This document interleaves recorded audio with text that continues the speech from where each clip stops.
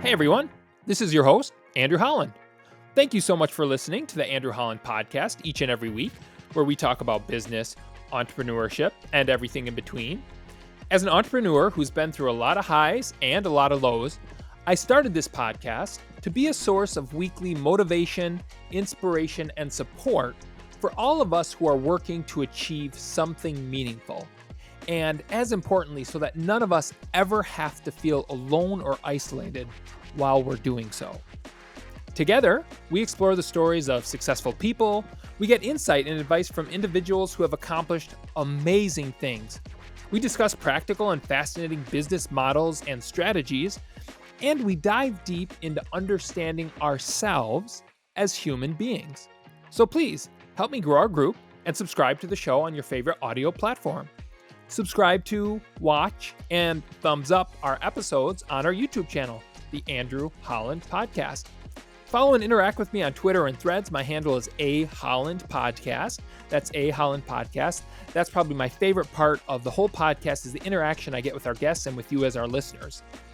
Lastly, if you enjoy the show and you want to support what we're working to accomplish, please share our show with your friends, with your family, and your colleagues at work.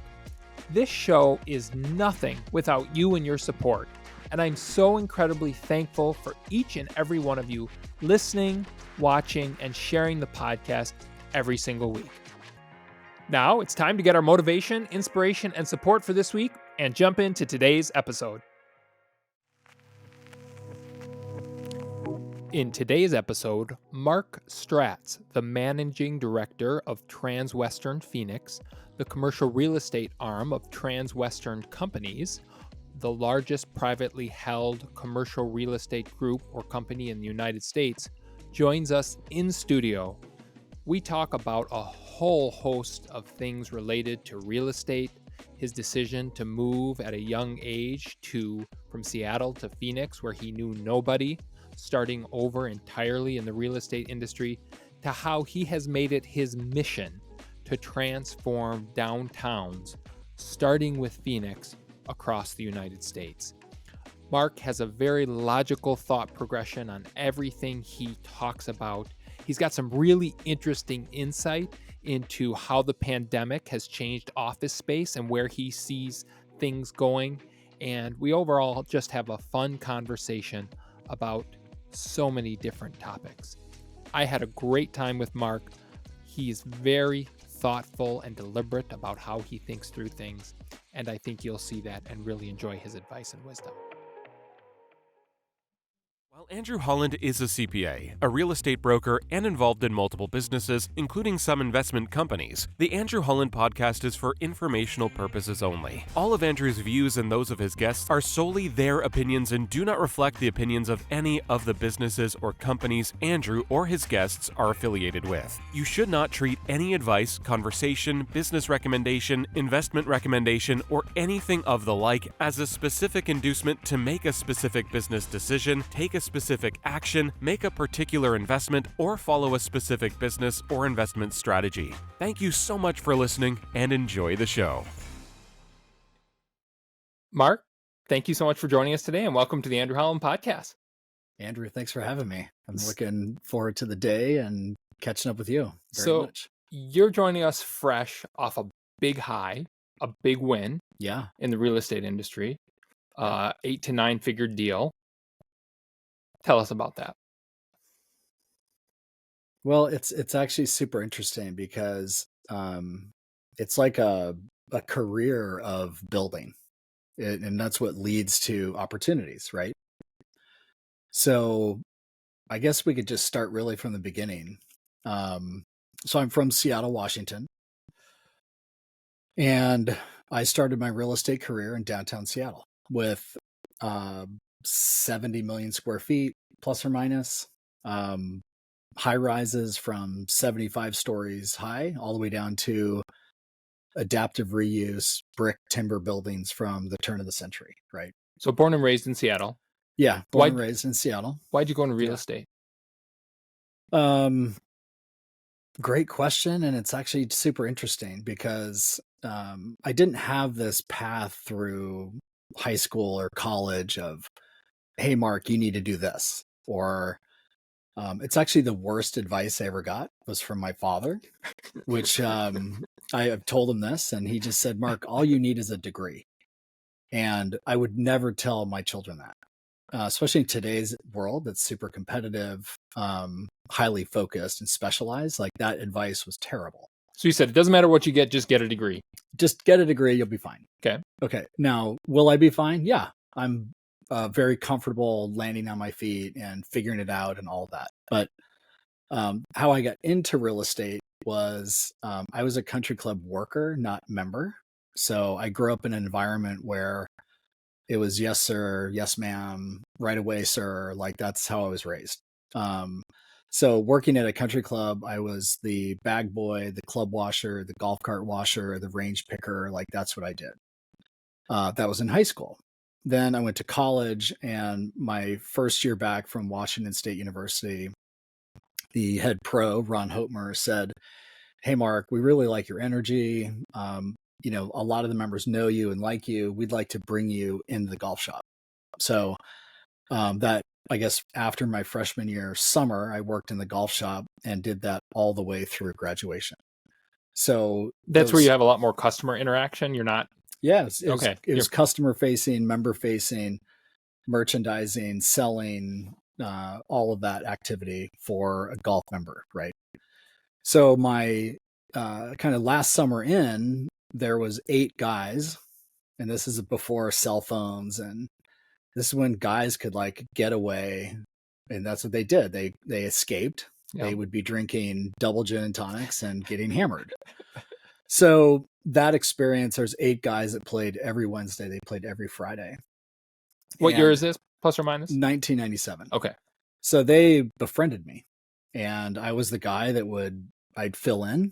If there was a vacancy, I'd be their 8th guy or whatever. I also brought them their double gin and tonics. So by the 4th hole, by the 9th hole, I mean, I was their guy. Yeah. And every single one of them was in real estate. They were owners, developers, brokers. And one of them, Rhett Tollefson, said, hey, I think you'd be great in this. And he was the guy that basically brought me into the industry. He introduced me to a few people and actually helped me with my first interview at CB, at the time CB Commercial, which became CB Richard Ellis, which became CBRE.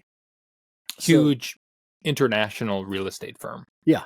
So that was my start in everything, real estate, business, et cetera, et cetera.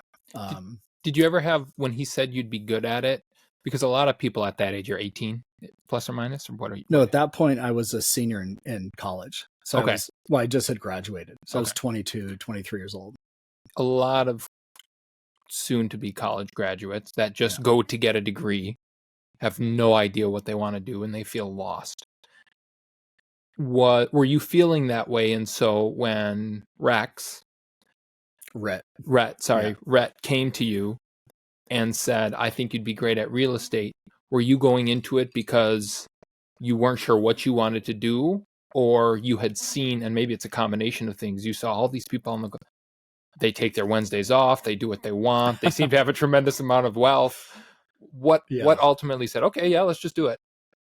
I think it's the flexibility and entrepreneurship. Okay. Right. Yeah. Real estate is really built around being an entrepreneur and being creative around uses and land and buildings and how that frames an outcome. Right. So I liked that part. Right. But then the other part that really appealed to me as a person is I love design. I love details. I love how things kind of work together to build something better. Right. Yeah. And real estate to me is that. When you really think about space and being within, whether it's your home or if it's a place of coffee or worship or work, like it all makes a difference on how you feel and how you interact and the outcome of what you're doing. But you didn't know about all this at that time. You didn't have the experience you have now. No, but that's all of those ideas like started to formulate around real estate. Okay. Right. Okay.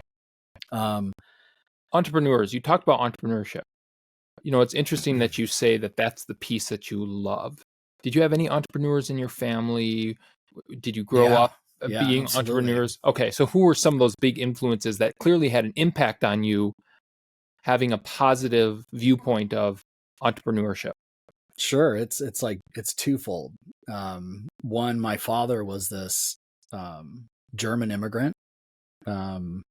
He basically worked since he was like 11, but he was always looking for security because of his upbringing as an immigrant and going through Ellis Island and the traumas of a war. Yeah. But then on the flip side, my grandfather, my mom's father, was an entrepreneur. I mean, he was wheeling and dealing in gold coins and stamps and cars and starting businesses. So I had these two worlds that, one, I think it gives me a lot of like, oh, I could do this or that, or what is that? I need to figure that out. But then there's also this side of me of like, I really like having stability, right? What So did your dad do? he was in pharmaceuticals for like 35 years. Okay. Yeah. Was he a pharmaceutical salesman? Did he own a drugstore? What did he do? Sales rep type Okay. work. Okay. Yeah. Okay. And he, that stability was key Yeah. about, how he was brought up. Right. So I had kind of two worlds that influenced how I think about my life. Right. Now, when I think about who I am, I'm risk tolerant, very high. I can deal with a lot of pressure and stress.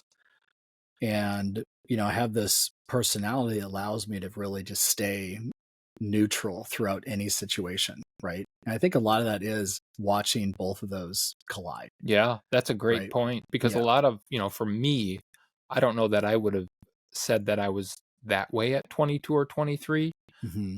but you certainly learn that going through entrepreneurship because one of the ways I survived is the highs are so high and the lows are so low. Right. Psychologically, as a human, unless if you realize, take a step back, breathe, kind of be even keel, you're not going to survive it. You won't. No, you'll beat yourself up. And so you kind of at that age, at a relatively young age, had already determined that just because of the two different worldviews that you got to experience growing up. Yeah, 100%. That's Yeah. awesome. Okay. Yeah. So you're going into real estate. You see all these things that you like. For you, when you made that decision, when Rhett said, hey, go into real estate, did you think you were following your dad's path with the stability a little bit more? Or did you think you were following your grandfather's path of this is going to turn into so many different things and kind of the less stability? Because in real estate, you eat what you kill. And it's not that paycheck every 2 weeks. It's really an entrepreneurial world. Yeah, I think I never viewed it that way, which is, I guess, when you just go get a degree, you're not really thinking through nuances like that. Yeah. Right. So I've had this, I guess, eat what you kill mentality from day one. Right. I haven't really known anything except that until about 5 years ago with my new role and position with Transwestern, which we can talk about, later. But as I think about, that downtown experience and going through brick and timber buildings, this was in the late 90s. So this is when .com actually happened, where, Amazon was just a bookstore. That's all it was. And, when I first started in commercial real estate, Amazon was in 3,500 square feet, maybe. Isn't that crazy to think of that? They were a library, essentially. They just sold books online. Yeah. And they were in a small space in Pioneer Square, which is like South Seattle, South downtown. Pre-pandemic, they were in like 14 million square feet just in downtown Seattle alone. Right. So it gives you a sense of like the growth. Yeah. But in that era, you had tech companies and .com companies, in these brick and timber buildings, adaptive reuse, ground level, second level, you name it, just these really dynamic buildings and spaces. The other part of downtown Seattle is you had these buildings from the 1920s, 30s, and 40s that were very ornate, kind of grand entrances that really had a different feel. Yeah. And a different vibe when you walked in, and also attracted a different type of tenant. So you got to play in that world. But then there was the main CBD, like Fifth and Pike, which that's where you're finding 30, 40, 50-story Class A high-rise buildings. CBD, Central Business District. Right. And that's a completely different type of experience. So downtown Seattle really allowed me to view the business world and the world of real estate in a bunch of different ways. Right. Yeah. So as I now think about, what just transacted in downtown Phoenix. So tell us what happened. Yeah. So I've started my commercial real estate business twice, which is very rare. Could be stupid if you really think about it. But I moved here in 2004 and didn't know a single person. Phoenix, Arizona. You moved from Seattle to Phoenix, Arizona. Didn't have like a weird uncle in Surprise. I didn't go to school here. I didn't go to U of A, University of Arizona. I didn't have any connections into this market, but relocated then with my wife and just started over. Why Phoenix? There was nothing more than weather. There was a moment of why wait until we're 65 or 70 to retire somewhere nice? Let's do it in reverse. So at 30, really picked up, sold everything in Seattle, moved to Phoenix, Arizona, and, really just started at zero. What's interesting about that is it speaks to your entrepreneurialism. It takes a lot of risk to do that. A tremendous amount of risk. And I know a lot of people that they stay where they were born and raised, not because they're happy, right, but because of fear. They let fear dictate that. 100%. So I love that you just said, you know what? My wife and I said, let's not wait till we're 65. Who puts that, who right. said that you have to wait till you're 65? Let's do it now. Don't know anybody and see where life takes us. That was basically what happened. What did the real estate firm that you were working for say about this? So the managing director at the time, his name was Art Wall. He played football at the University of Washington. He's a big guy. And, I'm 6'1", 175 pounds. So at the time when I left, I was the youngest broker in the office at the age of 30. And I had a great team that I was a part of, Dan Dahl and Dave Gurry, still dear friends. And I don't want to say the heir apparent, that's too cocky, but I was the youngest one in the group. Yeah. So when you think about that, that's a great runway and a great opportunity to be a part of. And if you think about what Seattle became, I missed out on a lot, if you think about it. But, that's water under the bridge and you can't live there. That's just something that happened. You weren't happy living there. So Art Wall was irate. Absolutely irate. He actually found out and pulled me into the 17th floor corridor and basically pinned me against the wall. He didn't have me feet off the ground, but he definitely hotboxed me into the corner and was like, do you know what you're doing? And clearly someone like that knows a lot more than I did at the time. Super successful developer and broker and managing director of CB. And he grilled me for about 5 minutes. And then he said, it sounds like you've made up your mind. Happy for you. And we'll always be here if you need us, which is super great. That's awesome. Right? That's what you want to hear. Yeah. And, clearly, you're not there to burn bridges. You're there to build them and build relationships. And, I'd still feel comfortable calling him today with a question or advice. That's right? fantastic. So relocating here in 2004, this was a whole new world for me, right? There was at the time, no downtown Phoenix. This was at the time, I like to call it a back office call center market. That's what it was. So I remember the last deal I did in Seattle was the 71st floor of the now Bank of America Tower. It was a 4,500 square foot law firm, northwest corner, views of Mount Rainier, Mount Baker, Puget Sound, Olympic Mountains, epic, right? That was a leasing deal. Yeah. Okay. Yeah, totally incredible space. incredible views, obviously. And one of the first tours I ever had in Phoenix was a single story back office call center with a big surface parking lot. And as for someone who really loves architecture, I was horrified. Like, what did I do? Like, why am I here?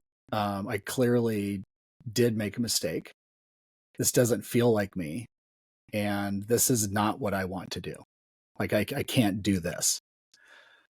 But at the time, my wife was working downtown Phoenix at Chase Bank. And Chase had occupied the Chase Tower, which I think is still the highest or the tallest building in the state of Arizona. And I had, gone to visit her. And all I could see were vacant parking lots, hard corners with nothing on them, and potential. And that was a market that had zero visibility in the brokerage community. There was hardly any focus from any major broker with experience, et cetera. And I thought, wow, like, here's the fifth biggest city in the country. And I know what I've done in downtown Seattle and what I experienced there. This has to change. This can't go on like this forever. And there was at the time lots of, naysayers about, it locks up at 5 and it's just a bunch of banks and lawyers and there's no energy there. And I understood that. But I also could see, one, what it could become. And then, spending time with the city of Phoenix, different people there in economic development, there was clearly a lot of motivation to build on downtown and to, I wouldn't say replicate, but, really look at Seattle and Portland and Vancouver, Denver at the time, to really think about, okay, what have they done to make them successful? And can we mirror some of that? So really at that point in time, maybe 2005, I just kind of planted a flag and said, I'm going to work down here because it's kind of my background, right? Coming from Seattle. Yeah. Where, now, had you gone independent or were you with when you moved, you left CB, and I don't know if it was still CB at the time when you left, or was it? It was CB, I think Richard Ellis. Okay. Time. So CBRE. Yeah. When you came here, you just say, hey, I've got my broker's license, you transfer it. You're going to go out on your own, or did you work with another large agency? So that's also very interesting. And again, it's all about life, right? What happens to you. So ended up, again, relocating from Seattle.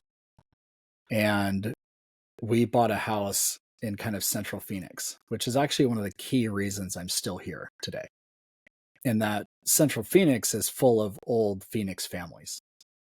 So there's a lot of connectivity into social and business and other social environments that way. Which, of course, is important in real estate, especially if you're moving somewhere where you know nobody. Correct. Yeah. So it just so happens that my next door neighbor, dear friend still, Tyler Wilson, was a Phoenix native. He went to the University of Virginia, lived in New York, and worked for a group called Insignia ESG, doing downtown or midtown Manhattan, off back to Phoenix.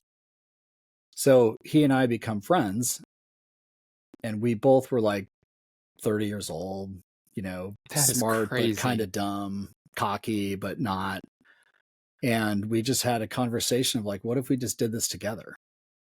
Why join a big team with senior brokers and to take 10% of a commission when we could just go 50-50 and kind of wing it?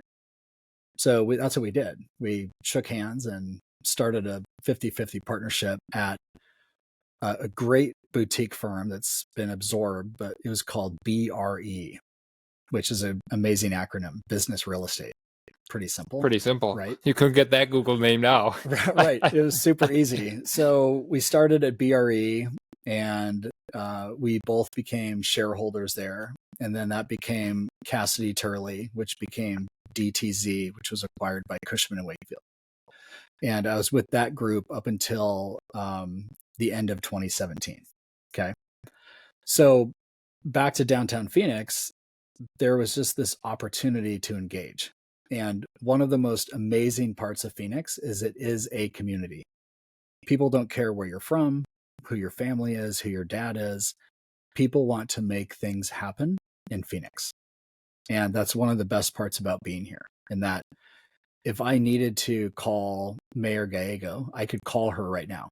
I could text her, I could call her, and I can get a meeting with her within, the next day. So it's it's a tight real estate community. It's a tight business community. And everyone here is trying to help each other. That's what I've found. So by making this, I wouldn't say commitment, but really putting a heavy focus on downtown, I was plugged into a lot of different business leaders, whether it was, with the city or with, downtown advocate groups. And that kind of passion around urban development, urban living, urban real estate just kind of took hold. Yeah. Right. So if we just kind of like summarize that experience, I think now I've sold maybe close to 40 acres of land in downtown Phoenix. When you think about that, it's kind of weird. For a downtown, that is a tremendous amount of land. It's a tremendous amount of land. Yeah. And there's been sites I've sold more than once. And the property that we started this conversation on, I've now sold twice. Now, I'm really happy to say that out of all of that, every single piece has been developed on or occupied, except one, which I'm hoping to close that out by the end of the year, which would be actually the third time I've sold that site, which would be pretty cool. Yeah. Right? It sounds like you viewed this more obviously as a way to live and you enjoyed it, but kind of a mission for you. The way you're describing it is your mission, as you said, plant your flag, was to turn Phoenix into what Seattle was for you so that you would be happy and proud to live here. Proud of it. Yeah. Yeah. Right. So it's really neat to go downtown to like 3rd and Roosevelt and say, I sold that corner, that corner, that corner. And now look, there's 1,100 people living there. Like, that's kind of cool. It is. Right. It is. So to have I don't want to say an imprint, but to have an impact to some degree is cool. Right. Yeah. Well, and to see what Phoenix is now compared to how you describe it in 2004, it's almost hard for me to wrap my mind around that was even the case. But that's happened in a lot of downtowns across the United States, even small cities and larger cities. It's kind of been, I don't know what you say, in the last 5-10 years, a real focus on downtowns can be a hub for community and social activity and gathering, and then you kind of build out from there. That was the big push after the Great Recession. When you think about, Denver and Salt Lake and Austin and Phoenix, Nashville, those markets really boomed by, taking lessons from other markets and, almost copying the template, right? Like, we need arts and culture. We need people. We need park space. What if we had a light rail?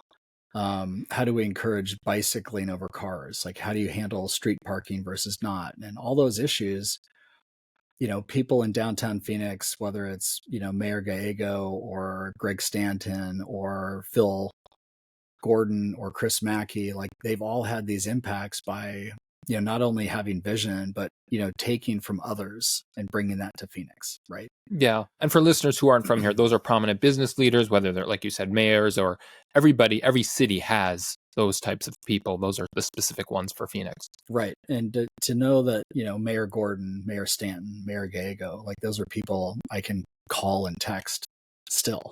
Yeah. Like, that's how Phoenix is built. Like, you can't do that in Chicago. You can't do that in New York. Like, it's unique to where we live, which is very cool. So we've covered a lot of territory just because of this deal that you did. So conclude this is a huge deal for Phoenix. Huge deal for Phoenix. Tell us what it was, kind of how it matriculated. And you had talked about, you kind of started your career twice, and you view this as kind of a crescendo, if you will, not that you're going anywhere and you're going to do this for many more years, but a crescendo to that second starting of your real estate career, don't you?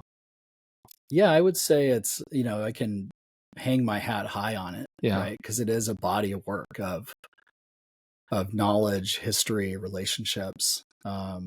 that kind of all came together at once in a very unique situation, right? So the opportunity really came about with the Phoenix Suns trying to think about their corporate headquarters and what to do with it. So, presently, their corporate headquarters is in the Footprint Arena.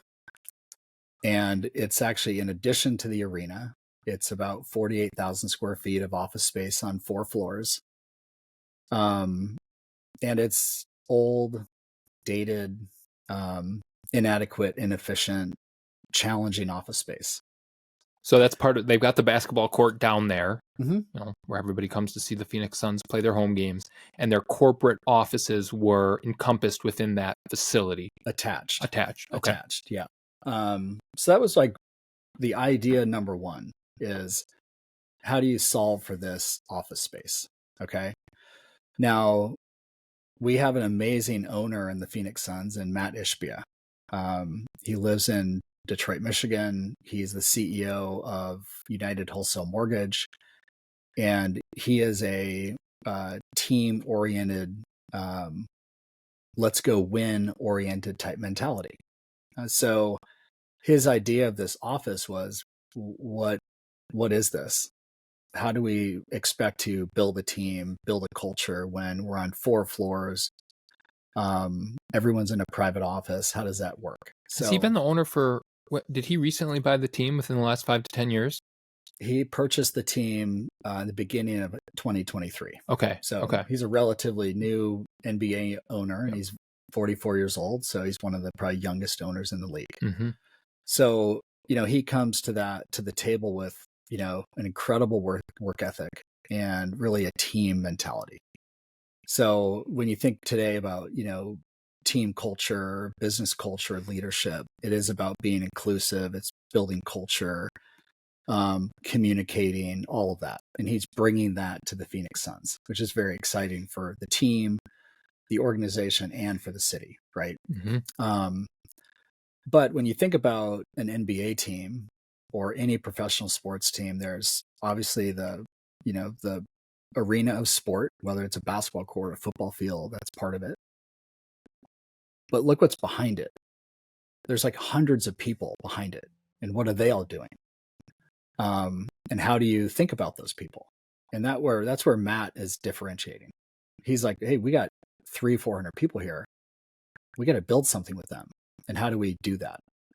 So the conversation around office just started building.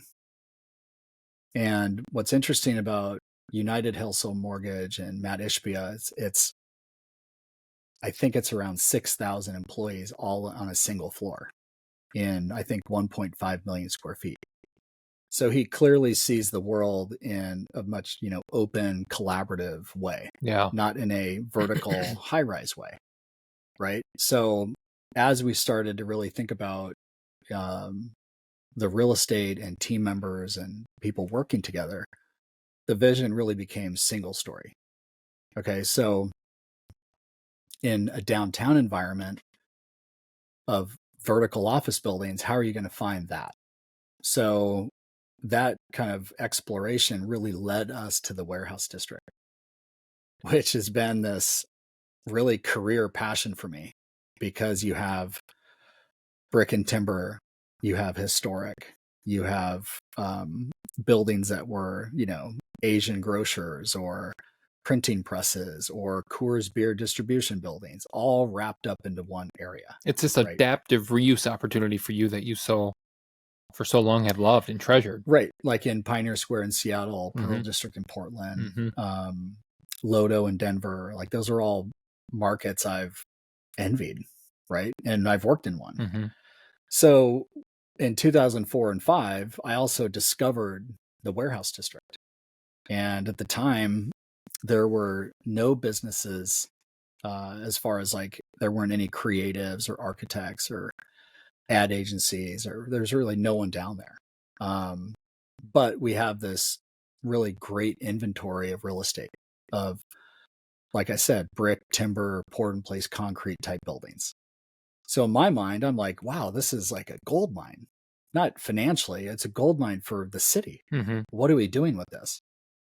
So I've been in and around the warehouse district for a long time, 20 years. Mm-hmm. Leading up to this, I'd sold a number of buildings. I'd represented a number of tenants, really tried to push the warehouse district as a place that we could create. And I was in and around it with owners and brokers and tenants and developers, like trying to pitch this story of, look what this could become. Mm-hmm. Okay. But as you know, and it's all about timing.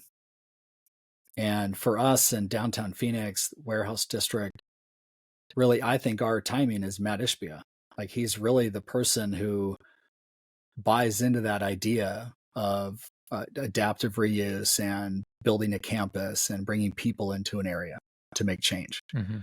So, that's not to say there aren't great users there and great owners already there. But this use with maybe 300-400 people could be maybe that catalyst that really transforms the warehouse district. Yeah. Right? And I mean, the challenges with warehouse districts, I've seen this in Minneapolis, you can what they used to be and what they've become. It's expensive. Very much so. It's incredibly expensive to take on these adaptive reuse projects. But as you said, when you have the timing and you find that right person who sees that vision and has the financial backing to be able to make that difference, right? That's how it all starts. Well, it's like PBS, This Old House, right? Yeah.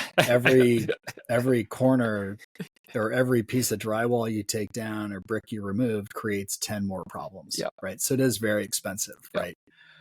But when we think about that district today, you have, really great inventory of uses, right?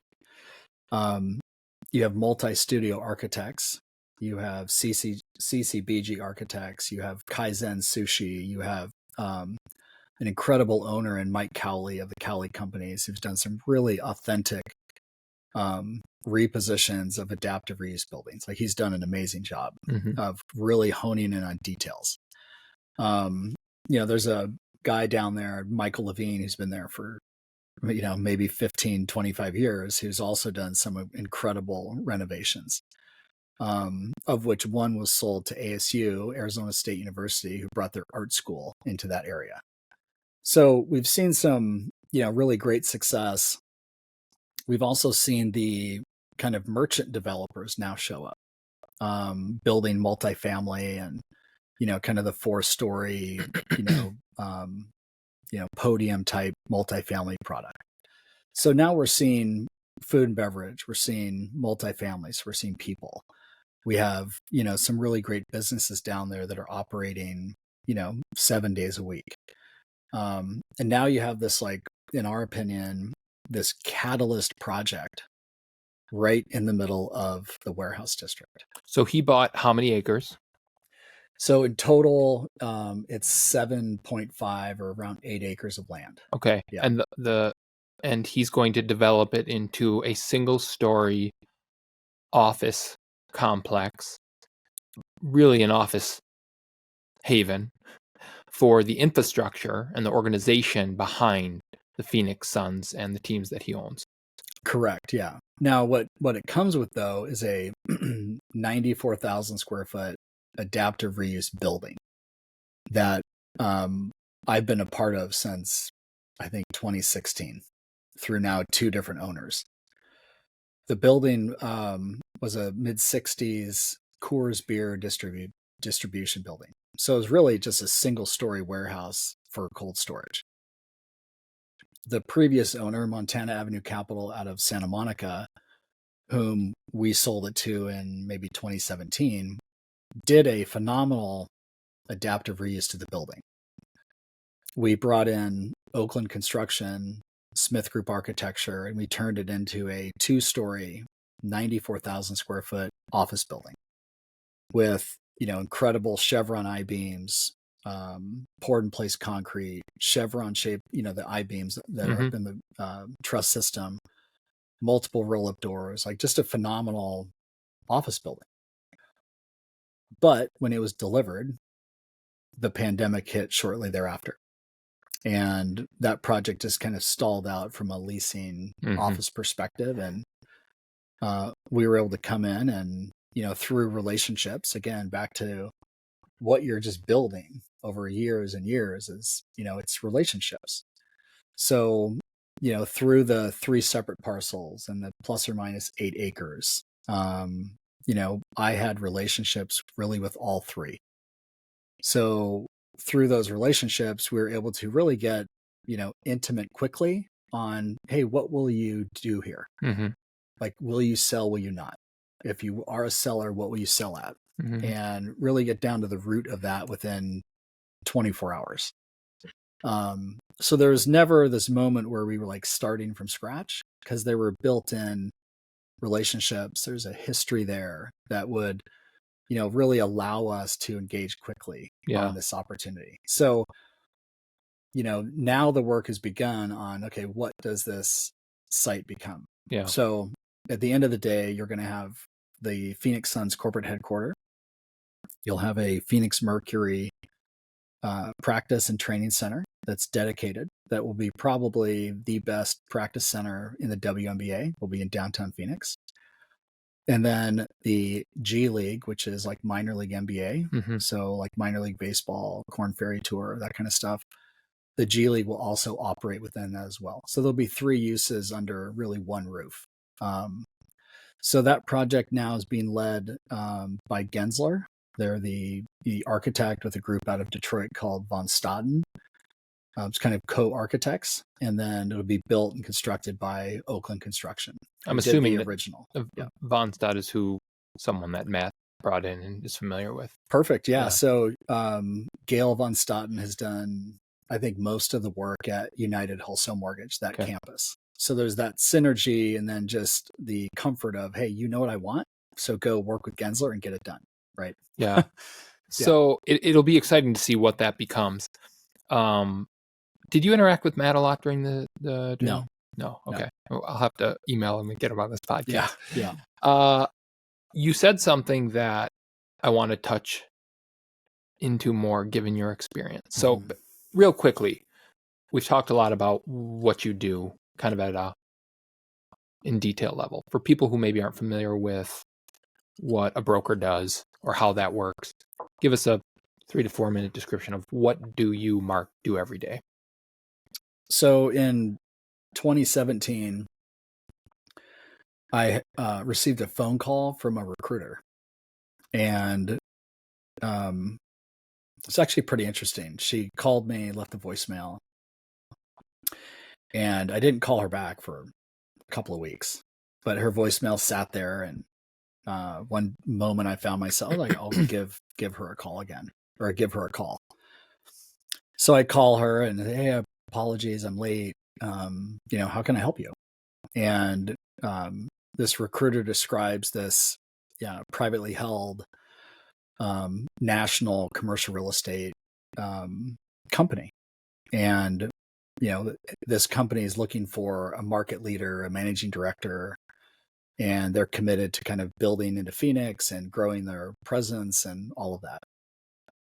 I said, oh, that's cool. And I chit chat with her for a little bit, but she actually asked me some questions, and I got deep on like, where are we going as, I think, really as a society, right?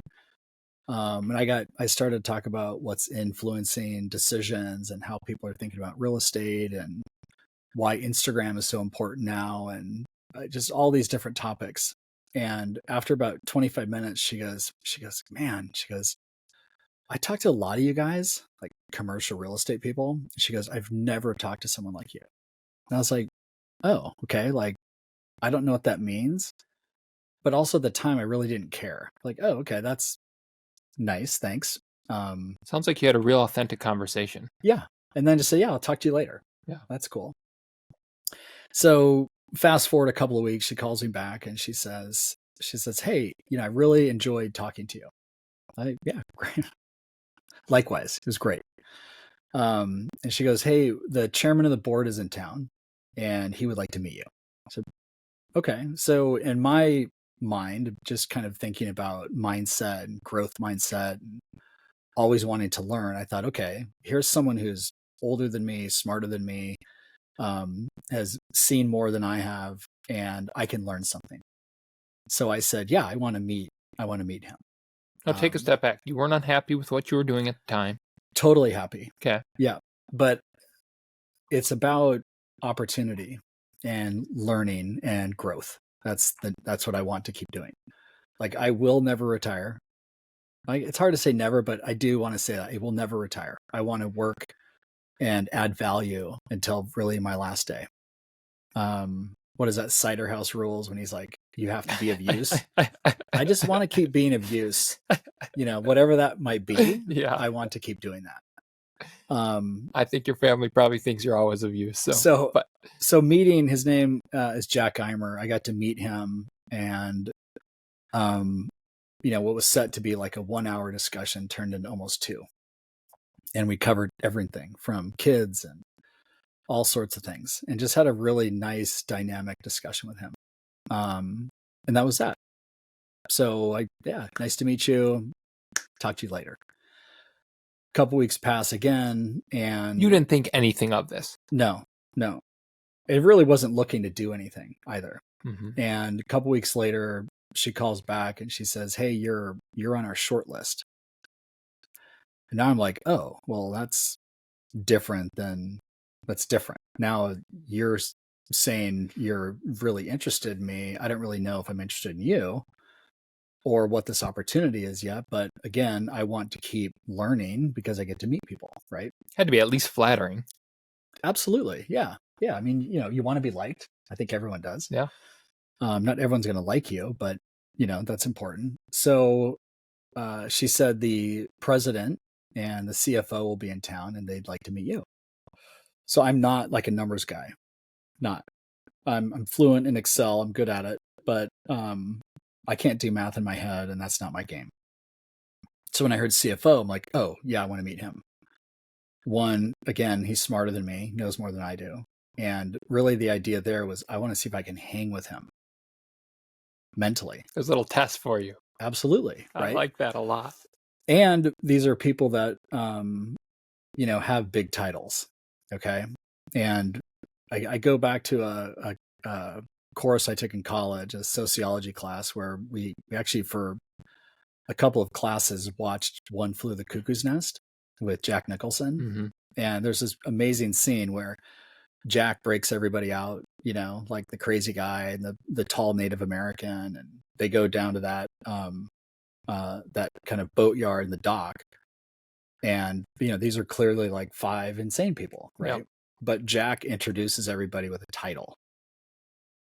And the dockhands are like, oh, Professor Andrew, like, welcome aboard, right? So there's that whole game around, perception. Mm-hmm. So when I hear a CFO, I hear president, I want to meet those guys. Again, can I hang with them? And, one, and then the other part is about growth. What would this be like? And were you feeling stagnant in your current career path? No, not at all. Okay. Not at all. It's just growth is always the top of your mind. And so when opportunities exactly present themselves, why not at least sniff them out? Yeah. You want to, I like to say yes, maybe too often. That's my middle child in me, but it's about the experience, right? Mm-hmm. And learning. So I did meet with them. I was the last interview, I guess. And what was interesting about that too is when I first sat down, the CFO, Steve Harding, who's in Houston, Texas, I also have a golf company that I started. And that was the first thing he wanted to know about. How did I start it? What was that like? Is it profitable? That was one of his first couple of questions, which it is. And I think that was a test, right, around, starting something. Mm-hmm. What would that be like, mm-hmm. right? So that was kind of the middle of 2017 when that conversation happened. And if we fast forward 6 months to the end of 2017, that's when I accepted a new role and really a dual career to start January 1st of 2018. With Transwestern. So January 1st, 2018, I became the market leader, city leader, managing director. I've seen a bunch of different titles through them about the role. That's like job. I don't want to say number one, but it's one of the jobs. And then my second job is still on the brokerage side of transacting and being in the market and building relationships and doing that type of transactional work, right? Mm-hmm. So it's very dynamic to live in two different worlds each day of how to do that and how to manage that. As managing director, you lead a team, lead a team of real estate professionals across the board. Yeah, and service lines, correct. Yeah.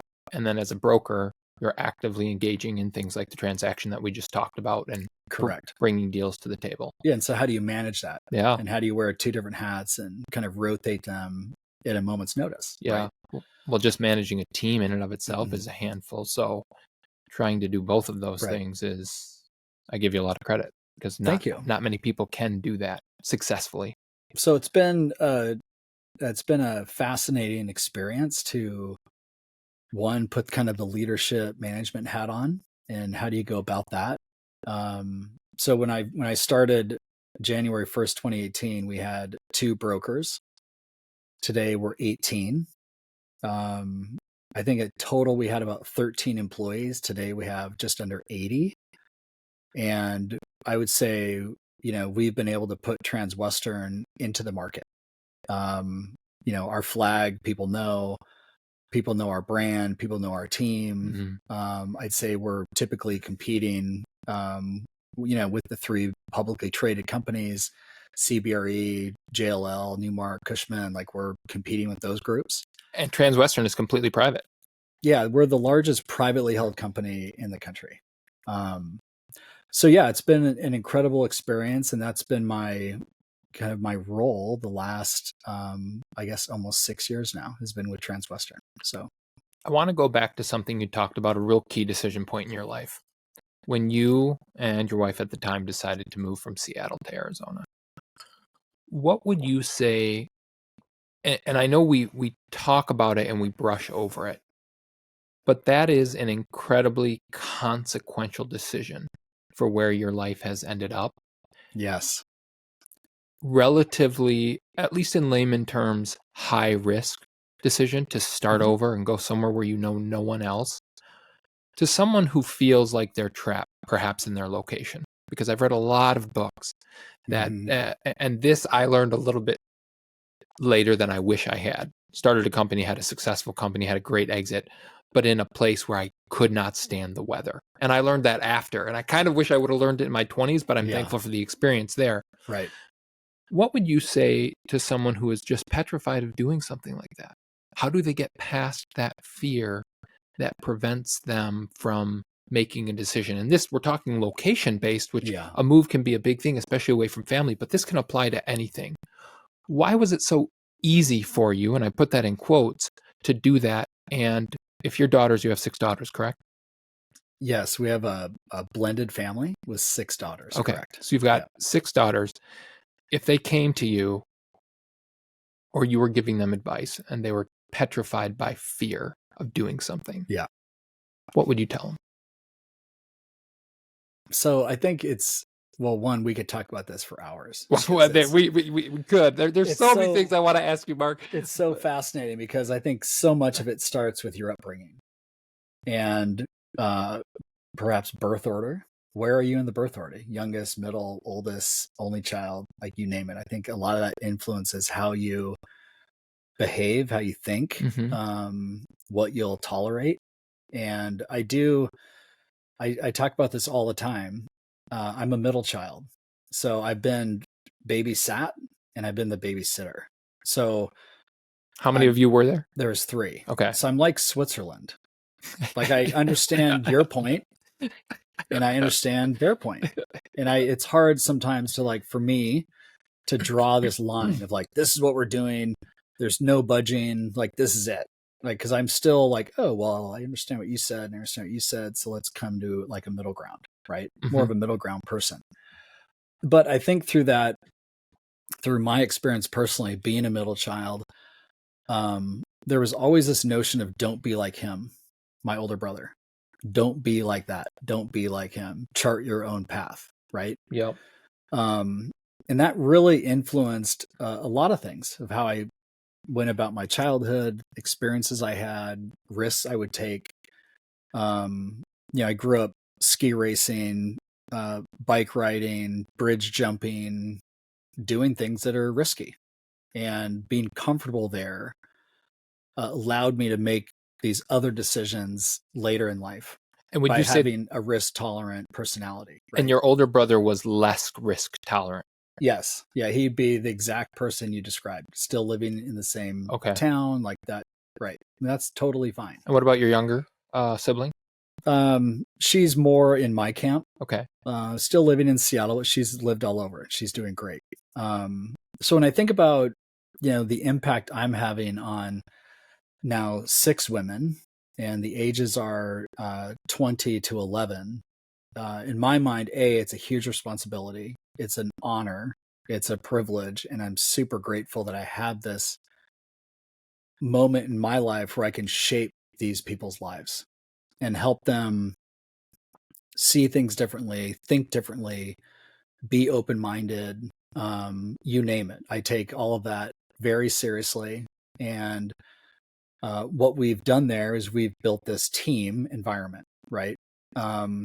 And part of that message of being a team is working together, sharing, collaborating, all that fun stuff. But it also gets into, if you are afraid or you're you're fearful or you might fail, okay, well, how do you work around that, right?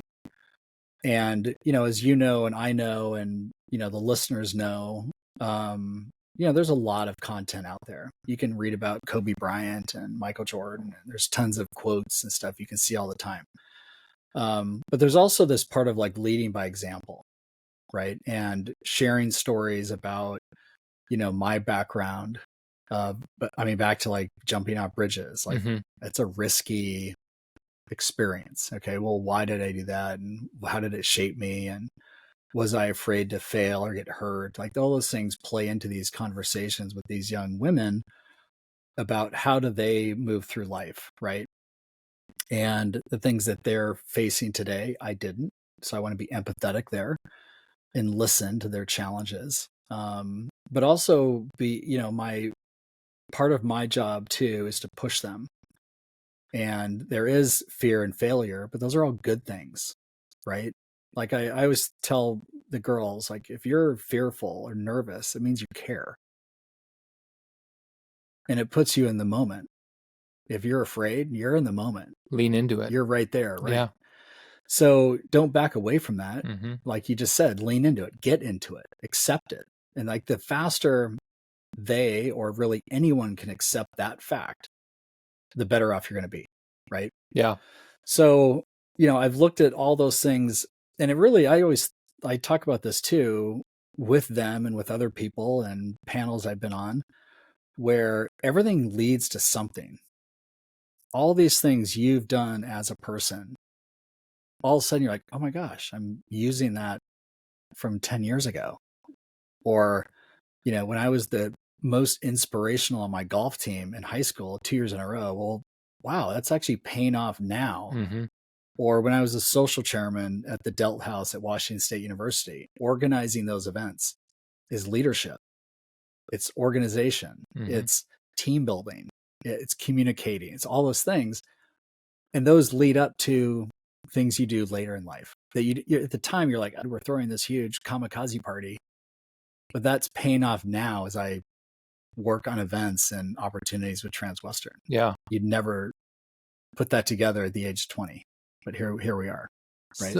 So if I were to sum up, everybody's past has an impact on them, but I believe, and so you can never just excuse that, but I'm also a big believer, do not let your past trap your future from you. And I think that happens too frequently. Oftentimes we use our past.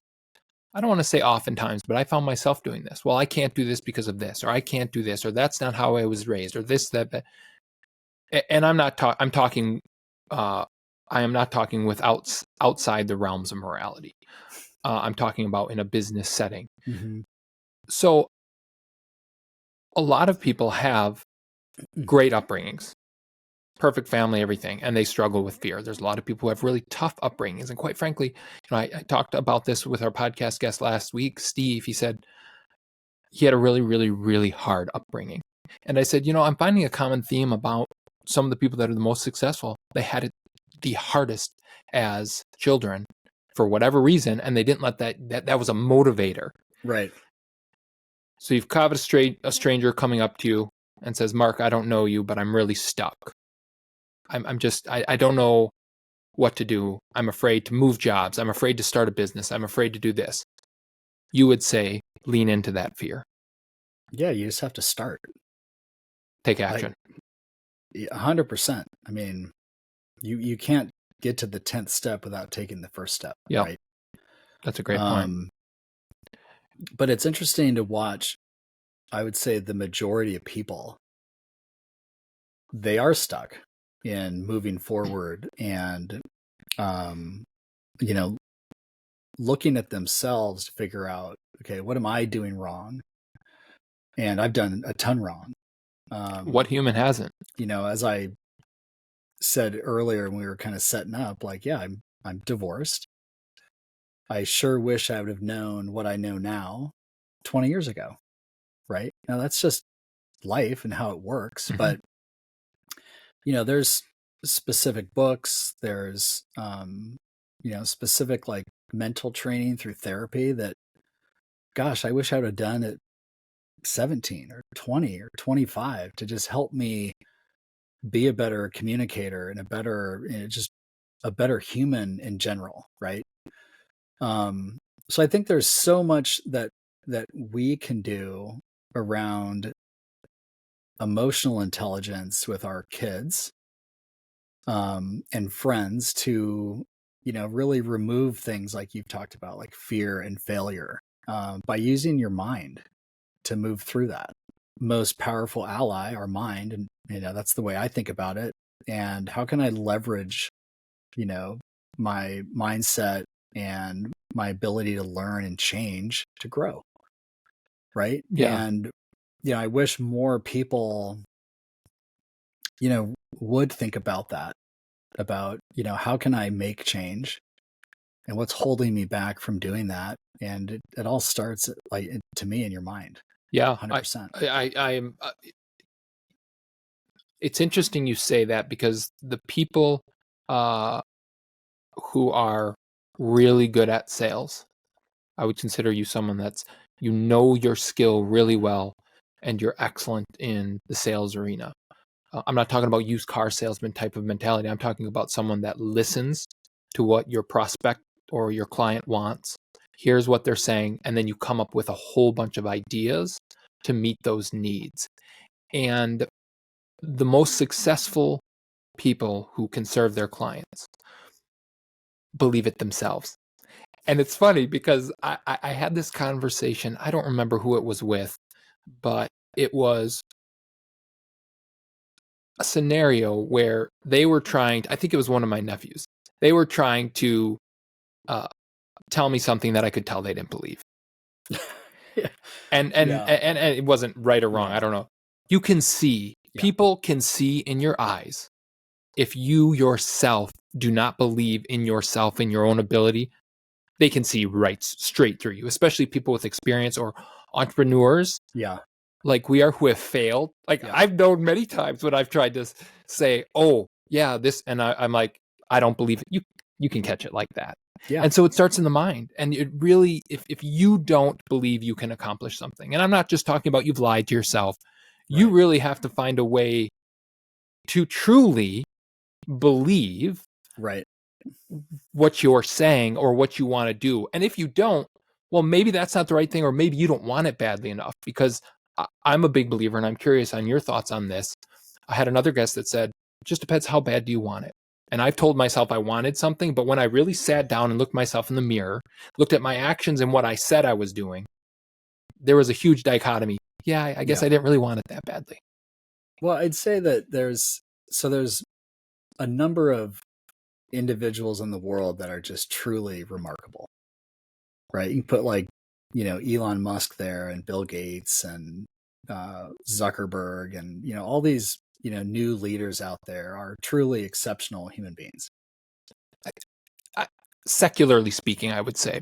Because when you think about what they've accomplished at such an early age, it's kind of mind-boggling, right? And to do that, they had to have had some sort of self-confidence and belief to sell that. Now, I can honestly say at 25, I didn't have that. I don't. Yeah, I'm not sure if any of us really did. There's just a few Yeah. that have had it, and it's really remarkable. And I'm envious of it because it's like, wow, like you were able to articulate and bring an idea to market and successfully raise money and sell that idea to the masses. Like that's incredible, right? Where my path to get to that point to be able to sit with total confidence, comfort, being, sure of myself, all of that has taken time, like a lot of time and energy and experience to get there. I don't think they were immune from that, though. I know they weren't immune from that. If you listen to Elon or you listen to Bill Gates, you listen to any of them, there is a beauty in the naivete of youth. Well, yeah, right. And that cockiness. They've all talked about that. And so it was cockiness then, but as you age and mature and you get more experience, you learn to, number one, trust your gut. And I've talked about this so many times on the podcast. People would tell me that at 22 and 23. I'm like, what? My gut's not telling me anything. What are you talking? I wasn't there either. Yeah. Now, at this stage of the game, and I still have a ton to learn in life. I think we always say that. And you're always the day we die. Yeah. But I get it. I understand primarily because of failures, where you can look at all the numbers and you can get analysis paralysis. But once you've honed your gut through experience and failures, right, you kind of start to build that confidence. I think it's experience. Yeah. By being, if you've never been mic'd up on stage with 2,000 people in front of you, okay, well, how do you get from day one into that position and be ready? Like in my mind or in my world, it took years to get there. Yeah. Right. To be backstage, green room, getting mic'd up and walking out in front of 2,000 people. Like I couldn't do that at 25. Mm-hmm. That's not where I was mentally. Right. So for me I'm now 49. For me, it's been the experiences that have led to this moment of me sitting with you. Yeah. Period. Yeah. I just didn't have that at 25, and that wasn't my world. You're a leader, managing director over a lot of people. When I look at society, and I bring this up pretty much every episode, and I believe it's because it's so crucial for us, again, secularly speaking, as a society to recognize the benefits of this phone. And it's incredible. But also the disadvantages. And when we talk about emotional intelligence, when we talk about taking that first step and realizing this is a marathon, not a sprint. And really, when we talk about, I'm going to bring this around to culture. You're the leader of a culture. Yeah, it's everything. This has changed how leaders have to manage a team and how they build a culture. Yeah. Like I can't believe. You've got direct experience about that. And why is culture so important? Well, because culture eats strategy for breakfast every day of the week and twice on Sundays. But more importantly, the most successful organizations, and I'm not just talking financially speaking, I'm talking about for everybody involved, physically, mentally, overall lifestyle, are the ones that have found this way or have found the way to establish truly unique cultures, and very few companies do a good job. Talk to us about that and how you work to do that with your team. So day one, it's Brene Brown, people. Okay. I mean, if we're not working together, communicating, sharing, laughing, fighting, we're not a team. Right. So, from the very first day, I viewed us as a team. Okay. And, I talked a lot about communicating. Again, if you think back to my comment of being social chairman of a fraternity, right? That's that's fun times. It's good times. It's, you're organizing events. So I really thought about, okay, what type of culture are we building here, right? Are we like a bunch of CPAs, or are we in a very entrepreneurial, creative space, which I view commercial real estate as that, right? So let's bring that culture to this office. Okay. Now, I've had tremendous support at Transwestern to just do my thing. There wasn't a Mark, we need to put you in this box, and here's how you're going to design the office, and none of that. Chip Clark, who's my direct boss since day one, he just kind of, hey, Mark, go create Phoenix. I mean, I don't think he ever said that, but he just kind of let me build it, right? So I got to focus, my energies on the people side, right? Breaking down barriers,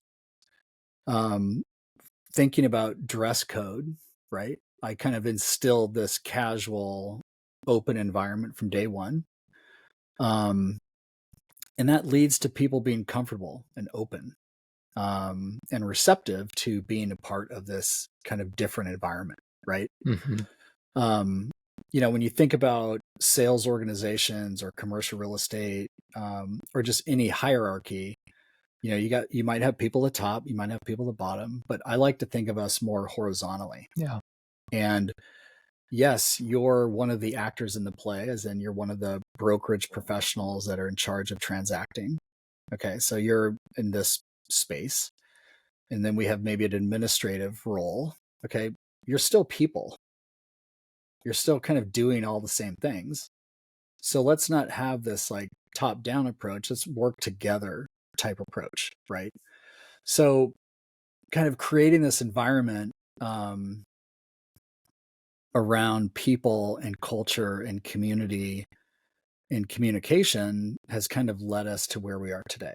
And if I look at all of our metrics from January 1 of 2018 to today, we're up from either 63% up to like 1,000% over those original metrics. So that is, people, that is teamwork, that's hard work. And that's Transwestern allowing us to be Phoenix. Right. Yeah. So it's, it's a really fun, fascinating topic to talk about, people today, especially in the business environment, knowing what we've gone through with the pandemic in 2020 to where we are today and all the changes that have happened there. Right.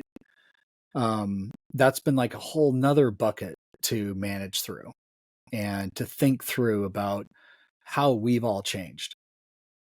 If you think that it's, business as usual, or why can't it be back to normal? Like, no, that's gone. We're now, we're all different people. We've all had different experiences through this. Most of our lives were upended in some way, changed in some way. So now how do you adapt to that quickly, accept it, and then keep moving forward, not only as an individual, but then, your role or our role at Transwestern, right? Yeah, you read my mind, because the pandemic is, from a people perspective, upended everything. But every single person, particularly for you, in the industry in which you operate, commercial real estate, it has completely changed the landscape. So I want you to talk about that a little bit. And we'll hit back to actually, before we do that, have you ever had a bad egg in your group of people? Absolutely. Yeah. Yep. What did you learn from that? Act quickly. Again, middle child. So I'm like, oh, what'd you say? And what'd this person say? And you kind of want to keep massaging it. Nope. I think there's you have a situation, you have to just execute and act quickly, cut it off. Took me a long time to learn that in my first company. And once my business partner and I did, boy, life got a lot easier, but learned the hard way. Yep. 2023, the Fed began raising rates in March of 2022. We're sitting between 5.25% to 5.5%. Right. All of these real estate loans, you live in the commercial real estate world, but you follow the entire market. And then this is on the heels of the pandemic, where nobody was at the office. Mm-hmm. obviously completely altered your world. It's altered, I believe, commercial real estate, perhaps into perpetuity. It has. We're in this funny spot in the economy where there's this conversation about a soft landing, although I would argue we always have this conversation before a crash and then it happens. And I think historically speaking, that's accurate. Kind of even Jerome Powell, the Fed chairman, has acknowledged we've never really seen something like this. Inflation incredibly high, but the job market still seemingly strong, and there's all sorts of reasons behind that. Give us your view from the incredible amount of experience you have in the real estate, and particularly commercial real estate, office real estate. Where do you see things? Where do you see them going in the next 12 to 18 months? And are we just in a blip, or have we materially altered the landscape as we've known it, given COVID, the rates, everything, this work from home hybrid approach? Mm-hmm. Tell us your thoughts. This is amazing. So in my mind, we've been experiencing change for probably the last 25 years. This isn't, in my viewpoint, this isn't like post-COVID. This has been happening, I think, since the late 90s with the internet. Okay. Change as it relates to the commercial real estate, you're saying, or just the built environment, how people function, how people interact. Mm-hmm. Like the internet completely, in my mind, changed humanity in a way. Good, bad, you can argue it in a million different ways. Yep. So I kind of go back to when I first started in this business in 1997. We had a fax machine. We had couriers, like bicycle couriers, right? Where you had to sign a hard lease and then have a courier pick it up, and he or she would ride their bike down to the 4 blocks away and have it signed. Believe it or not, when I started in finances, we had couriers. Yeah. They were in cars, not bikes, right. But we had a number of brokers at CB that did not have desktop computers. Everyone had a secretary who would still be typing things on a typewriter using whiteout. I mean, so that if we start there, and then we add in the internet, which at the time, was a bookstore, number one, was a place of like information, but it was also just a place of nerds and geeks. Okay. Where a lot of technology starts, the nerds and the geeks. Right. Yeah. I mean, that's the start. So, but then as you start to think about the progression, right? And you think about the BlackBerry and the smartphone, right? And just cell phone technology in general now starts to create mobility. Okay. You can have the car phone, which I think my dad had a car phone. Now you can start doing business on the go, not in your office, not at your home. Okay. So, I mean, we're going to go deep on this because this is fun. Okay. So the blur in my mind starts to happen. Okay. Now, if you start fast forwarding, you're saying early 2000s and into when the iPhone came out, 2007, 2008, correct. That's when you see this blur start to happen. Right. Okay. Now you start to think about how people are using space, right? And what's needed inside of an office as far as desk phone infrastructure. Do you need this big copy production space for, to be printing?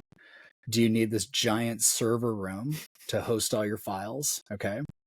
So that was happening, but now let's talk about a couple of things that hit. Let's go Dropbox. Okay. So now all of a sudden you don't need to store your files in your office, and you don't need paper files. Now you can store them in the cloud. Yeah. So for those of you who don't know what Dropbox is, it's essentially cloud storage for all of your files that syncs to your computer, and you don't need to have this server on site because someone else has a large server elsewhere that's storing all of these things for you electronically. Gone. Okay. Then if you think about this, now you're eliminating paper, which eliminates printers and copiers and whatnot. The other key piece here, and this is something I've had one phone now, one cell phone number since 2004, and that's been my only phone. And I remember starting at Transwestern 2018, and they put a desk phone on my desk. I said, I don't need this. I have one phone, and it's on 24 hours a day. Why do I want someone to have another phone number for me when they can always get me here? Okay, so now you're having infrastructure changes to the office and infrastructure changes to how people are communicating, working, where they're working, and why they're working. Okay. So in my mind, the landscape of office started to change with those things because now design is changing, the needs of the tenant are changing, and the way people are working is changing. Okay. So then if you start to think about people and place, you had home, which that was your home. There's a hard line of 5, not doing anything else, not connected. And you had work. And then in the middle, you had third place, like a coffee shop. Starbucks became the new third place. And now there's a bazillion third places. Okay. But because of the iPhone or technology in general, cloud storage, all these opportunities, now it's a giant blur as to how people are working. Okay. Now, that leads us into the pandemic. So all this happened before the pandemic. It was happening. Okay. But what happened with the pandemic, it forced every single person in an office or in that type of role to go home, which that was not the norm, except for some companies like Microsoft and Google and others had that opportunity. And people in sales, like myself, I've known that environment since I was 22. Okay, but now you have office workers who have been sitting at a desk from 8 to 5 or 8 to 6. And all of a sudden they're at home doing the same job. But now they have the opportunity to go to the parent-teacher conference, go to their kids' volleyball game, get that extra load of laundry in. Now all of a sudden you have this opportunity where every worker experienced what I've known my whole life. Okay, so by giving that taste of flexibility and freedom, that is what changed the market in perpetuity. You can't go back. You're talking about hundreds of millions of people that have now experienced total flexibility and the ability to work from anywhere on anything at any time. And for all practical purposes, Right. for a majority of people, they, and this is not an exaggeration, got 1 to 2 commute hours back into their life. Yeah. So there's efficiencies, Mhm. right? But there's no perfect solution in anything in life, which we know. Mhm. But that's where now we're losing because now we've lost culture, communication, collaboration, teamwork, and energy. Okay. So I'm a believer in people. We need people to do everything. Okay. And the energy of people is what creates ideas. Now, I would argue the physical energy. Yeah, right. Being together. Being together. Here's my example that I've been using since the pandemic hit and into the pandemic. Now, bear with me here. Okay. All yours. What has Apple created since the pandemic? Nothing. Correct. They haven't. Well, Correct. iPhone 11, 12, 13, 14, and they're all the same. They say the camera's better. Yeah, they update And now something. it's They in kill the battery titanium. on your old one. And Right. Now, I will asterisk that with the iPhone is probably, in my view, the most important thing ever created by a human on Earth. I think that it's so amazing what it can do. Okay. I agree with that statement. Okay. So it's Yep. hard to top it. But my point is, since they've been apart, which if you go back to their, spaceship donut building they built for like $5 billion, they actually haven't put anything into the market that's changed their market again, right? They've tried the 3D or I don't even know what it's called. That's how I don't think it's taken off. Maybe I'm too old. It hasn't 49, really been released, right? It's not my market. Yeah. I don't know. But $3,500 for whatever the Google or the Apple 3D. Right. So if you're not together, how do you expect to change, make change, evolve, and create? That's I think where the markets are struggling, and that's where leadership is struggling to get people back into the mind frame of we need to work together to create opportunities, right? Yeah. So if we think about, that evolution leading up to the pandemic of office, and work. Okay. And then the change that we all experienced early in the pandemic and through the pandemic still, because there's still lots of Fortune 500 who are not in the office full time. Where are we now going? Okay. That's where I think that's even more fascinating, right? Because now we have this new opportunity to think about work, play, being together. How do we interact? Where do we interact? And then how do we solve that in the commercial real estate landscape, right? Knowing we have hundreds of millions of square feet of office that is obsolete and not needed because of the technologies. And how do we start rethinking our urban environments, our suburban environments, and how we move forward through this, right? Yeah. I want to take a step back. I challenge you on your Apple. I agree with what you're saying, but they've been here before. And it's when Steve Jobs was not a part of the company, when they were together and they didn't come out with anything new. And they brought Steve Jobs back, I think the late 90s, early 2000s, and they started creating again. So there's no question that being together has an impact. But for Apple, it's a curious conclusion because we don't live in a vacuum. I was always concerned, again, we're talking that Tim Cook was not Steve Jobs and that this would inevitably happen. And perhaps it's being you're pulling the cover over more quickly than you otherwise would have because of exactly what you talked about, not having the people. But I think personality is also pretty important there. But it is, and there was just I think it was a CBS Sunday Morning piece with Tim Cook, and there was a quote where he said, "I'm just a person." I disagree with that. He's the CEO of the most valued company in the world. You're actually not just a person. Like, you're the guy. You're the leader. Yeah. I mean, I'd have to understand the context in which he was saying that, but but it's like the president of the United States. Like, you're the president. Yeah.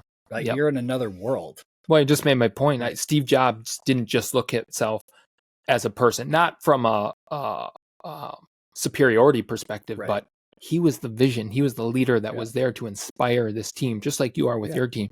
And so I didn't see it.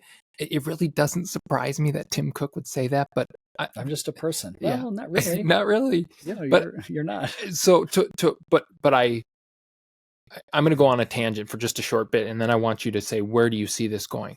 I think this whole idea that we can have the same thing that we had before the pandemic, or this idea that we can be as efficient or create as much working from home is just garbage. I agree. It drives me nuts. Now, I do like the hybrid approach, but I have been in enough scenarios where, on balance, I believe that the efficiencies when you work from home go down.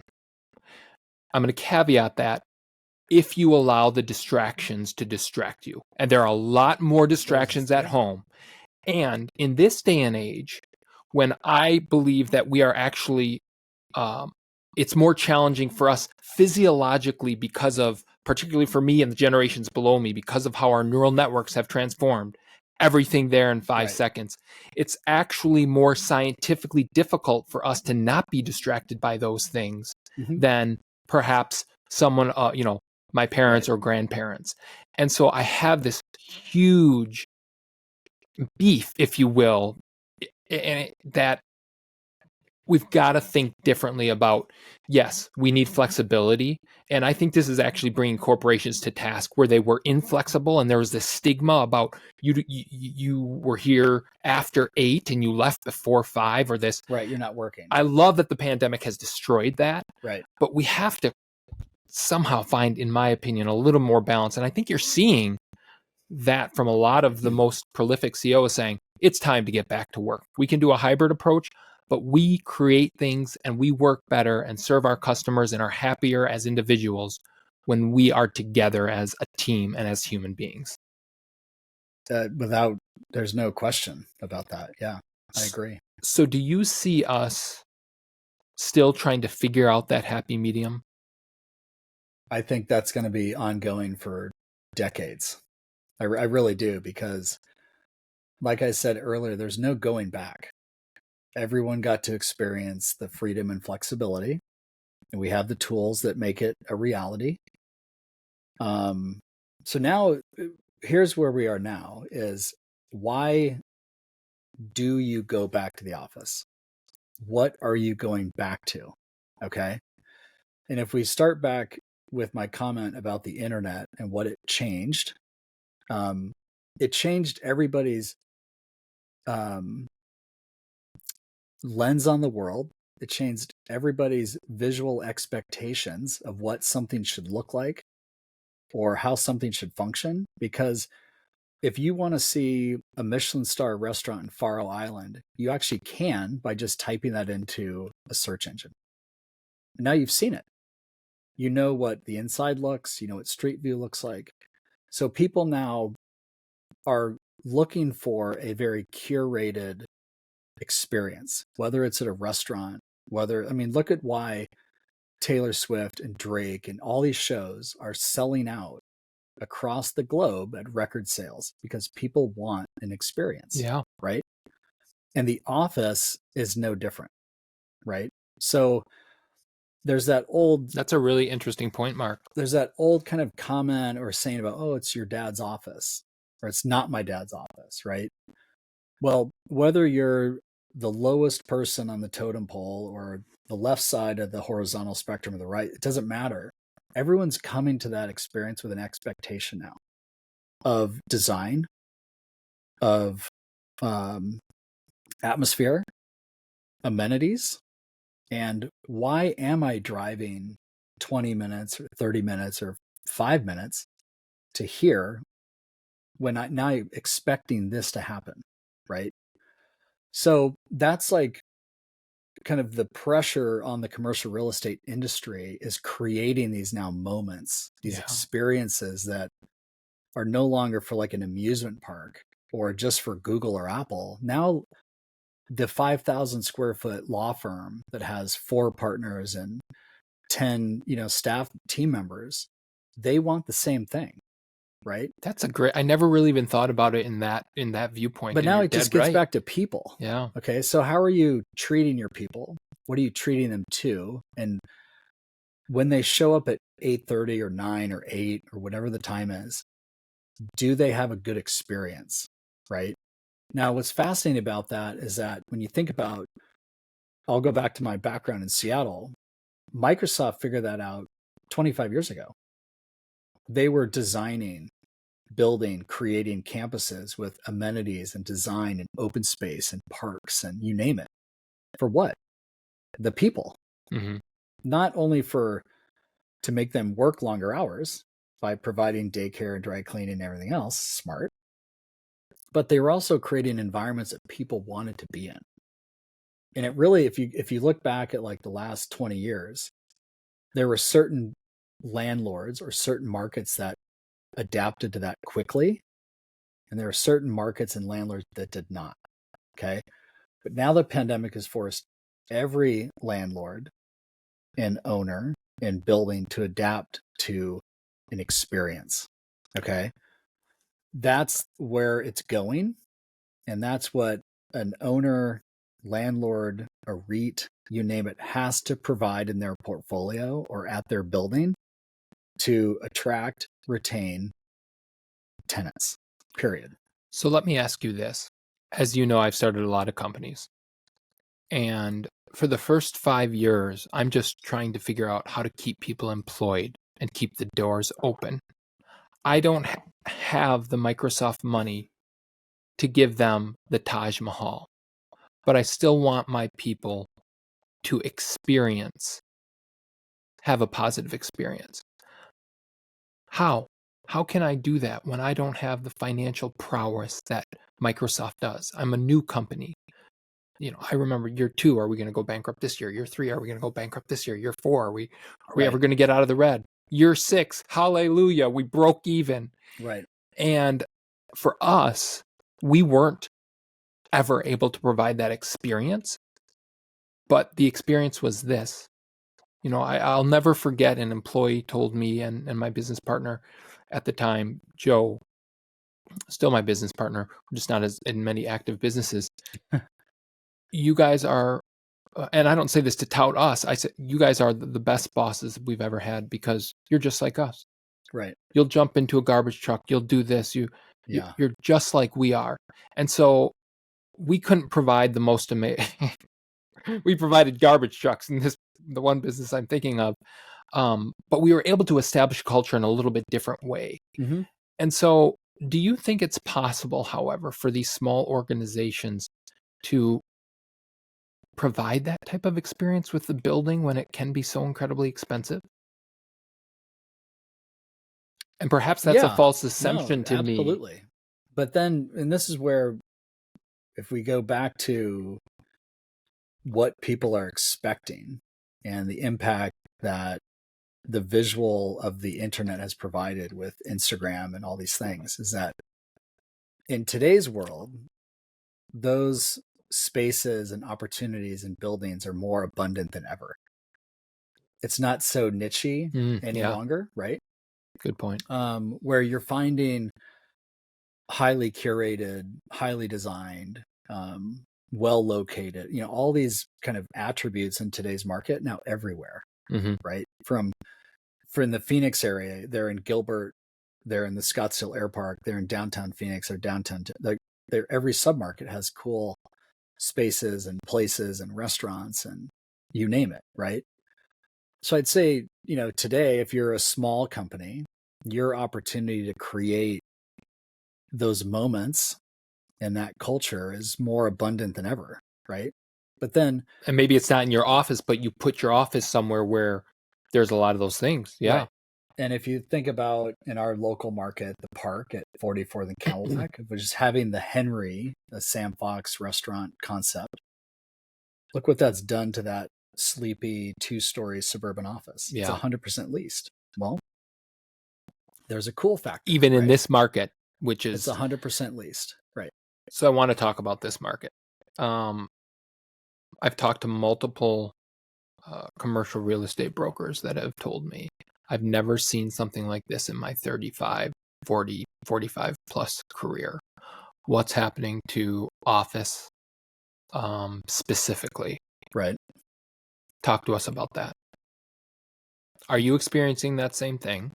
Yeah. Do you have those thoughts? And how do you think this plays out? Because it's all related to what we're talking about. Yeah, the change that started in the late 90s. Okay, so the change in my mind has been happening for 25 years. But through that 25 years, multiple markets like Phoenix and now Austin and others overbuilt on office, right? So that's a problem. But when we think about where office is going today and how do you, I would say, pivot around it, and this is, I think, one of the best parts of what I get to do in the commercial real estate industry is it's creative and entrepreneurial. So if a building today is office, well, should it be office? Is that still an office building? Does an office building still need to be on that corner? Is the floor plate too small and the ceiling height too low, and is it now obsolete? Okay, well, if it is, or if I see or someone else sees a different opportunity there or a different use, well, maybe that is where the creativity, the entrepreneurship comes in. Because now you can go to that owner and say, hey, have you ever thought of this? Or that's all good and well, but that costs a lot of money, Mark. There's going to be a lot of bankruptcies in the commercial industry over the next 12 to 18 to 24 months.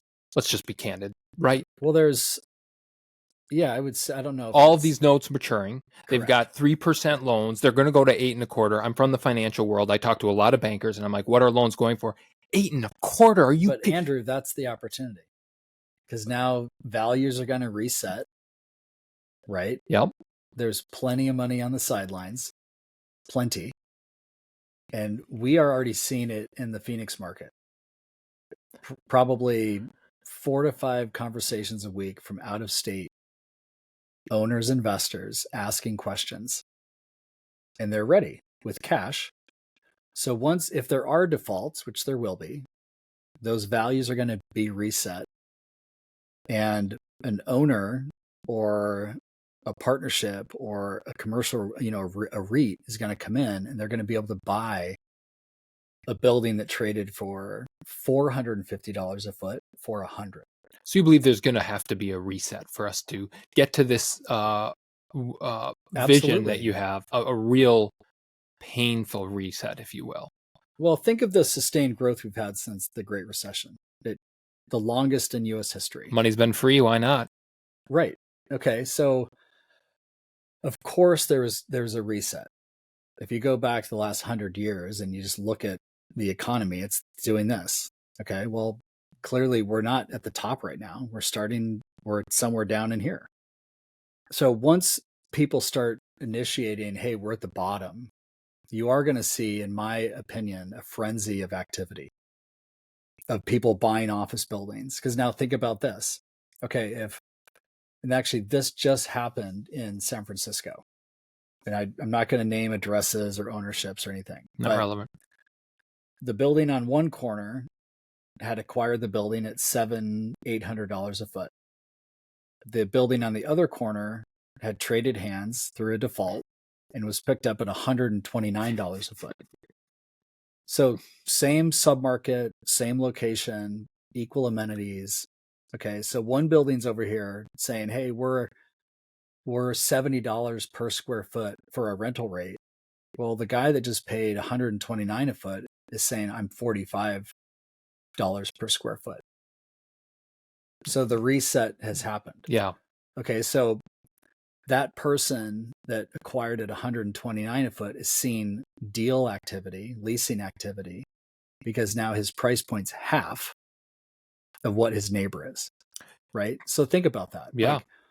So now if you think about values dropping or rental rates dropping, I believe that, companies, whether it's Fortune 500 publicly traded or if it's local mom and pop credit, they're going to see the value and think, you know what, it is time again to be back in the office more. It's time to refresh. It's time to rethink. It's time to provide a different experience to our, team member employee.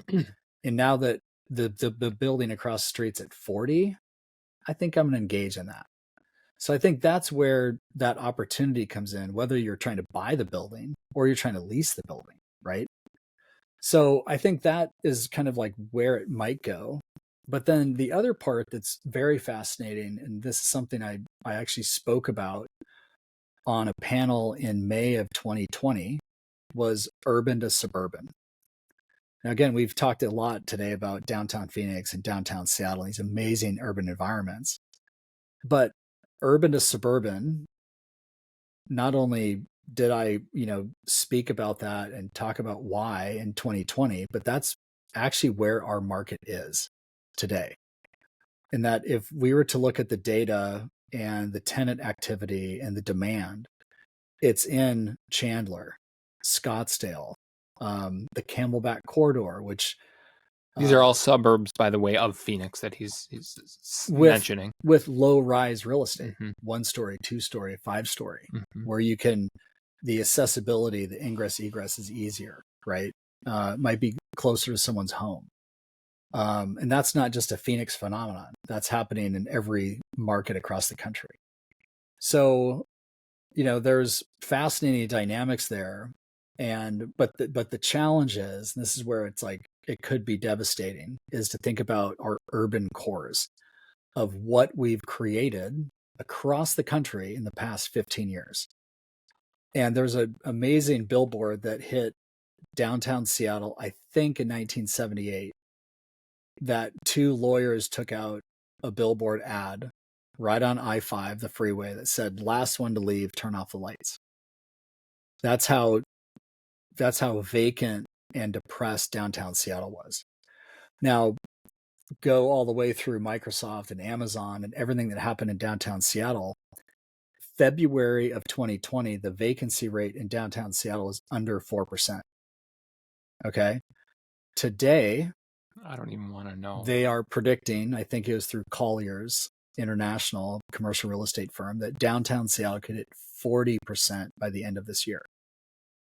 Okay, so how can we let that happen to this incredible downtown? And this is not just downtown Seattle, it's Portland, San Francisco, LA, Denver, on and on. We how do we as a community, as a society, as a people, how do we not let the last one to leave turn off the lights? Right? Mark, That's the major could go into challenge. I mean, you just opened a rabbit. Let's talk about crime. Oh, okay, God. let's talk about law and order. Let's talk about, I mean, we're not going to open that can of worms, but that's a very interesting point, and how those things came to be. It never surprises me. Ecclesiastes 1:9, there's nothing new under the sun. We used to be suburbs. There was this, after World War II, this shift into the suburbs and vehicles became a thing. And then over the last 15 years, we've kind of gone back to urban. And now I hear you saying, now we're looking at going back to the suburb model. Urban to suburban. Yeah. Urban to suburban. Yeah, and the data's out there, and that's been the trend. Yeah. Do you believe, you've been very gracious with your time, so I don't want to take up too much more of it, but do you believe that we are going to see, when we have this reset, a lot of these buildings just have to be torn down because the cost to turn them into what they need to be is just too cost prohibitive, and they just need to flatten them and start over? And I know for an adaptive reuse guy, you're probably thinking in your head, oh no, this is terrible. But based on what you're seeing and based on the numbers that you're seeing, and you see a lot of deals and where you think this is going, do you think that's an inevitability? It has to be. Yeah, because at some point, if you're the owner, there's no value, right? And then you think about the, finance stress and what that might look like. And then you have to look at the market itself. Like, what is the demand? What is the velocity? That's going to really shape how an owner might think about their building or their portfolio, right? But it's so complicated because, one, you're right. You can't turn every office building into a condominium or multifamily apartment. You can't. It's too expensive, right? Mm-hmm. So that's, again, where you look at this building and say, what is it? What's the problem? And is that the current solution, right? Mm-hmm. And there might be examples in every city where it's not the right solution. And, the city would be better off by, removing that asset and removing it from inventory and thinking about that land as a different use. Which is very complicated. Yeah. And I think it's something that over the next 5, 10, 15 years, we're going to be having those conversations and figuring out what to do. And that goes to my next question. With this idea of urban to suburban, you don't think we're going to see the days where, and I remember these as a kid where I grew up, Eau Claire, Wisconsin. I went downtown with my grandpa, and I remember looking at and saying, Grandpa, what is this place? It's just a rundown. Yeah. Like, this is and this was, suburb time. Yeah. And now to see what it is, it's everything Incredible. we've just described.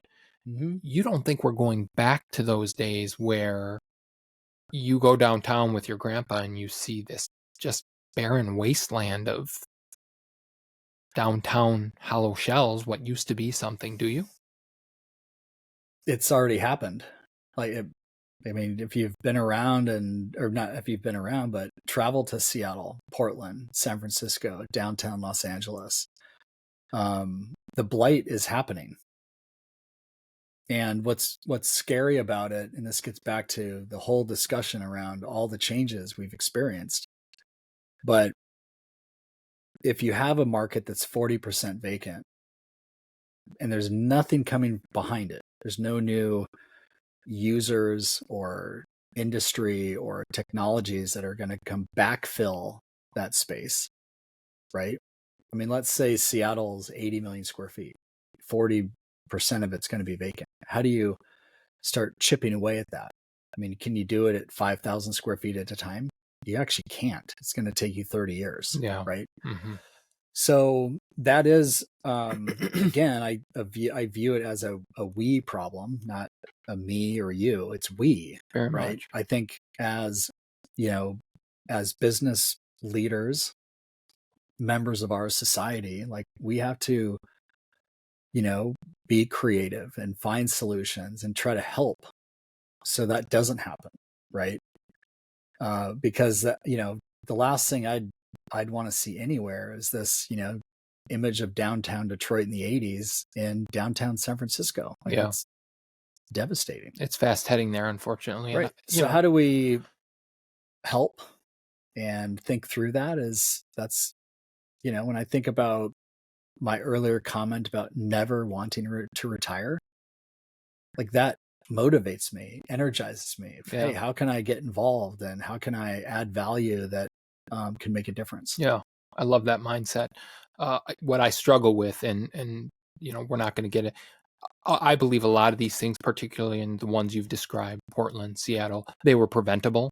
And it was 100%. Merely the policies that are in place that everybody is waking up to and saying, wait a minute, how did it get this way? And it didn't just happen overnight, but that's a topic of conversation for another podcast. Yeah, absolutely. Mark, we've covered so much ground. Is there anything that we haven't talked about that you think would be particularly helpful to our listeners or that you want to share, whether it's entrepreneurial advice? We didn't even get into some of the personal struggles that you've had through the last year, cancer in your family, and how you've bounced back from that. But anything else you want to share with our audience? Well, it's about doing it, right? And if it's cliche, but if you don't take that first step, you don't say yes, you will be stuck. That's just as simple as it is. Have you ever been stuck? Fortunately, no, because I like to take those steps. You've never been stuck. I like to move. I like to keep growing, man. That's it. That's fantastic. Yeah. I mean, if I had hardships and challenges and 100%. Yeah. But, I think about, again, that first step and you got to just keep moving forward. Right. Yeah. Well, and you're without it, that's been a huge part of it. It's moving forward. Yeah. And you're an optimist at heart, which I tend to be as well. And I remember having a previous business partner that told me I'm the opposite of an optimist. What a pessimist. A pessimist. Yeah. And that's a tough one. It's a tough road. If you're a pessimist, find a way to change your mindset so you're an optimist, because it makes every situation and problem and hardship a lot easier. Right. Yeah. Mark, thank you so much for your time. Thanks, we really man. appreciate it. That was a lot of fun. Thanks. Yeah, it was. Appreciate it. Well, that's all the time that we have for this week's episode of the Andrew Holland Podcast. Thank you so much for listening today. I've known Mark for about 1 year now, and he's always so fun to talk to, and the meticulous way in which he thinks through things and the logical progression, I've always really appreciated. And I think you probably experienced that in how he thinks through things, and he gives everything a lot of thought. And that's why he's been so successful. Thank you so much for joining us this week. Remember, subscribe to our YouTube channel, The Andrew Holland Podcast, so you get the weekly updates when we post the video version of the podcast. If you prefer listening every week, be sure to subscribe and like each episode through your favorite audio platform. And follow me on Twitter, Holland Podcast. Always enjoy having conversations about the podcast or anything else outside of the podcast through Twitter. Thanks so much again. Have a great rest of your week, and we'll talk again next Wednesday. Thank you for listening to the Andrew Holland Podcast. Be sure to visit our website, theandrewhollandpodcast.com, for additional content on business, entrepreneurship, and everything in between. Subscribe to our YouTube channel, The Andrew Holland Podcast, to get notifications when new podcasts have been released. And lastly, follow us on Twitter, Holland Podcast. That's Holland Podcast, for all the conversations we're having outside the podcast. Thanks again so much for joining us this week. Have a great day, and we'll talk again next week.